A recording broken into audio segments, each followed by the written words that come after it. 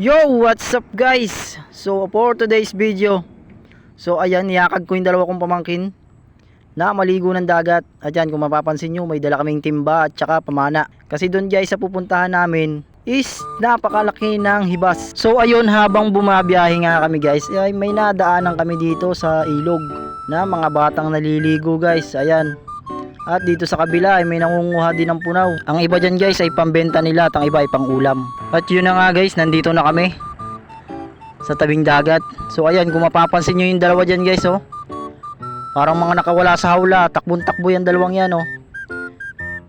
Yeah, sobrang excited sila maligo ng dagat. Pero syempre hindi muna kami maliligo ng dagat guys. Ayan, mangunguha muna kami ng punaw. So ayan, oh, napakaligalig yan ng dalawang yan, oh. Ang laki daw ng hipon na nakita nila, pero pagtingin ko, ayan, baby lobster pala. So yun na nga guys, bago kami maligo ng dagat ay mangunguha muna kami ng punaw habang low tide pa.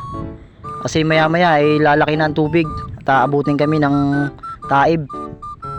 Kaya sasamantalahin na namin habang hibas pa, para may pampuds din kami mamaya pag uwi. At siguradong gutom tong dalawang batang ito pag uwi namin. Ayan, tinutulungan na nga daw niya ako kasi gusto na niyang maligo ng dagat. At kanina pa nga nagyakit maligo ng dagat dyan guys, simula pagdating namin. Gusto na agad nilang tumakbo sa dagat. Pero hindi ko naman sila pwedeng paliguin kasi nga nangunguha pa ako ng punaw. At hindi ko nga sila mababantayan kung paliliguin ko sila. So ayan, kaya isinama ko muna sila sa pangunguha ng punaw. So hindi naman sila nangunguha guys, naglalaro-laro lang sila. So hindi nyo nga mapapansin yung isa kong pamangkin kasi siya nga yung taga-video. At kanina pa nga rin nag-uungol yan na ngalay na daw siya.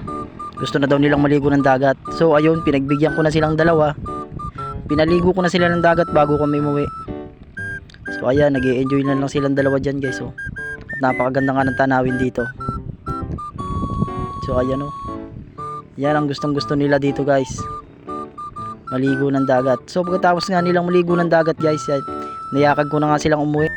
So ayun, pag uwi nga namin ng bahay guys, ibinatad ko na agad yung mga nakuha namin. So kakaunti nga lang yan guys kasi pang ulam lang naman at hindi pang benta. So pagkatapos ko nga yan ibatad guys, ay lilinisan ko na yan bago ko lutuin.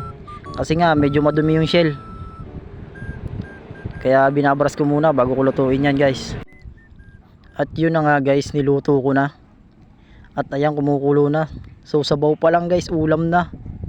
So ayan, pinood trip na namin tatlo yan. So ayan, oh, napakasarap niyan guys. So yung dalawa nag-aagawan pa sa shell niya, no. Food trip nga kaming tatlo dyan guys. Ang sarap ng kain namin.